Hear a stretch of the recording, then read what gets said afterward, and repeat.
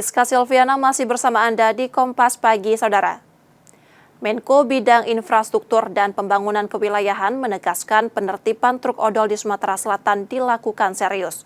Truk bermuatan dan berdimensi berlebih ini dinilai menjadi penyebab kerusakan jalan serta kecelakaan lalu lintas yang menelan korban jiwa.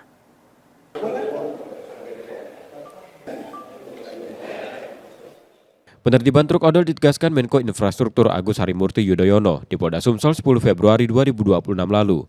Langkah ini dijalankan serius karena truk bermuatan berlebih dinilai merusak infrastruktur dan memicu kecelakaan fatal. Salah satu dampaknya ambruknya jembatan Muara Lawai di Lahat pada Juni 2026. Tentang kasus yang terjadi pada tanggal 29 Juni tahun 2025, yaitu robohnya sebuah jembatan di Kabupaten Lahat akibat kendaraan lebih berat dan lebih dimensi atau sering disebut sebagai kendaraan odol. Terlalu banyak kecelakaan yang terjadi akibat odol.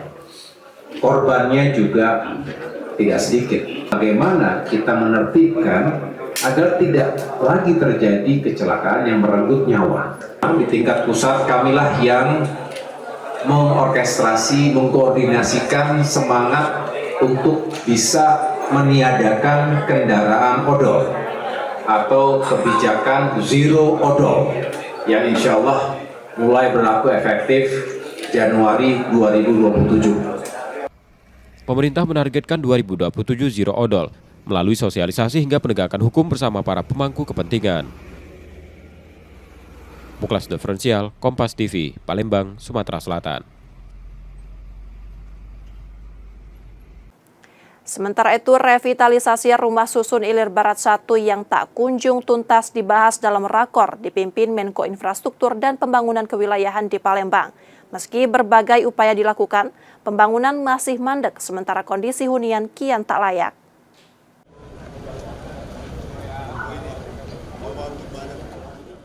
Kondisi Rumah Susun Ilir Barat 1 Palembang dinilai tak layak huni dan butuh penanganan segera. Masalah keamanan dan kebersihan menjadi sorotan. Dalam rakor, Menko Infrastruktur dan Pembangunan Wilayah Agus Harimurti Yudhoyono menegaskan rusun di pusat kota harus segera direvitalisasi. Tadi kita juga membahas tentang perumahan dan rumah-rumah susun yang juga harus terus direvitalisasi agar lebih layak dan juga tetap memenuhi estetika, apalagi itu ada di wilayah kota yang sangat terlihat.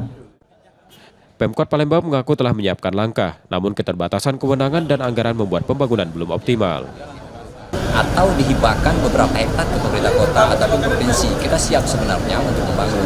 Karena kondisinya sampai sekarang untuk rumah susun yang di Barat 1 itu, saya kira dari segala hal, mulai di sana adanya narkoba, premanisme, prostitusi dan lain sebagainya. Kita alhamdulillah disampaikan oleh Pak Gubernur Mansur tadi untuk segera kita minta jalan keluarnya merevitalisasi itu, termasuk kepemilikan juga. Sampai sekarang kan belum jelas dari sisi payung hukumnya. Revitalisasi ini juga menjadi bagian penataan kawasan kumuh di tengah kota. Muhammad Reza Palevi, Kompas TV, Palembang, Sumatera Selatan.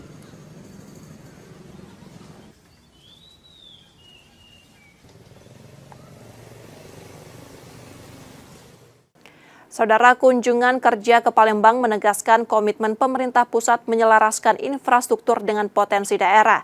Konektivitas pertanian hingga pertambangan didorong untuk meningkatkan pendapatan secara berkelanjutan. Rakor Menko Infrastruktur dan Pembangunan Kewilayahan membahas percepatan proyek strategis di Sumsel, mulai dari Tanjung Carat, Tol Sumatera, Bendungan 3 Haji, Jalan Eks-Transmigrasi, hingga 4 flyover. Sumsel dinilai memiliki potensi besar di pertanian, tambang, dan pariwisata yang perlu ditopang konektivitas wilayah. Ya, pada prinsipnya kita akan bekerja secara paralel. Karena semuanya penting, ada urgensinya. Kami akan mendorong semuanya secara paralel, secara bersamaan. Tetapi tentu kita juga ingin melihat secara langsung ya, kondisi fisiknya seperti apa.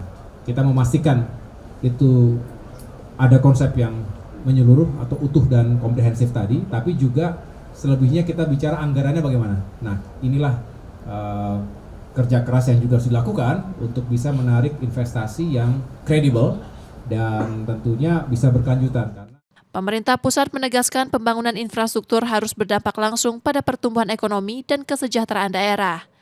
Muhammad Reza Pahlevi, Kompas TV, Palembang, Sumatera Selatan. Dari informasi lainnya, Saudara, pemerintah Kota Palembang menargetkan 2,3 juta kunjungan wisatawan sepanjang 2026. Berbagai program dan agenda promosi telah disiapkan untuk mendongkrak daya tarik kota.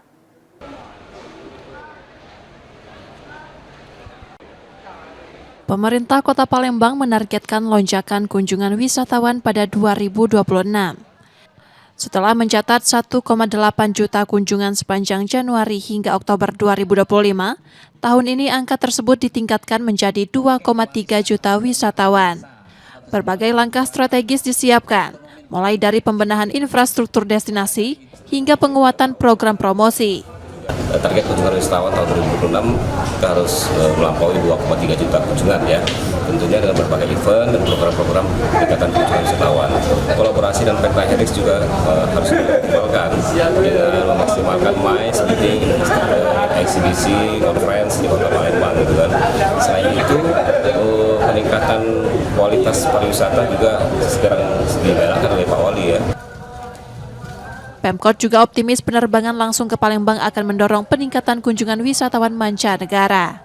Nur Muhammad, Kompas TV, Palembang, Sumatera Selatan.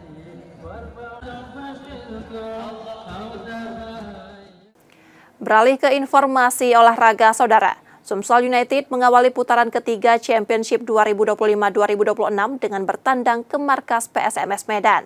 Pelatih Nil Maizar menargetkan timnya mampu mencuri poin di laga tandang ini. Sumsel United menghadapi ujian berat saat bertandang ke Stadion Utama Sumatera Utara, markas PSMS Medan akhir pekan nanti. Laga tersebut menjadi pembuka putaran ketiga Championship musim 2025-2026. Pelatih Nil Maizar meminta anak asuhnya mewaspadai kekuatan PSMS di kandang. Persiapan difokuskan pada pembenahan taktik bertahan dan penyelesaian akhir, menyusul minimnya produktivitas gol dalam laga terakhir.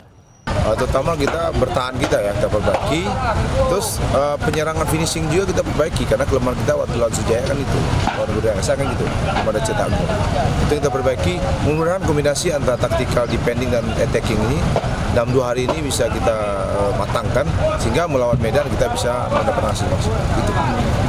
Saat ini Sumsel United berada di peringkat ketiga klasemen sementara grup 1 dengan 31 poin dari 18 pertandingan.